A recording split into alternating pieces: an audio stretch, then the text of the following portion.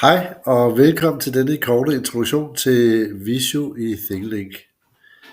ThinkLink det er det her browserprogram, som jeg har brugt til at vise et rutediagram frem med, som jeg har lavet i Visio. I ThinkLink der er der en række tags, som jeg har indsat på de her forskellige figurer, I skal lære at kende i Visio, når I skal lave et rutediagram. Der er 4 figurer, I skal lære at kende. En startboks, en aktivitet, en handling og en slutboks. Og der ligger et tag på hver af dem, som I kan klikke på. Når I klikker på et tag, så dukker der en ny side op med 4 forskellige tags på.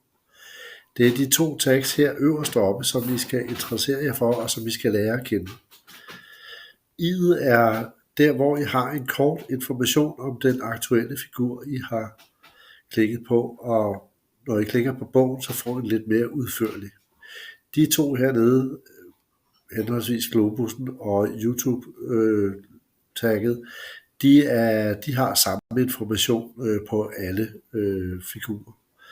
Der er en video om, hvordan man laver et rutediagram i Visio fra Microsoft, og så er der en Microsoft Support hjemmeside. Hvis I klikker på i'et heroppe, så vil der komme en kort beskrivelse af, hvordan startknappen er, og der er også lyd på. Start er en ellipse, der kun har en udgang og ingen indgange.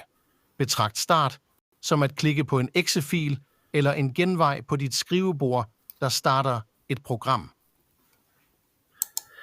Når I har været de forskellige bokse igennem, så er det selvfølgelig meningen, at I selv skal lave jeres rutediagram til noget af jeres kode, I har lavet i C#. Det gør vi i en af lektioner derovre, det glæder jeg mig rigtig meget til.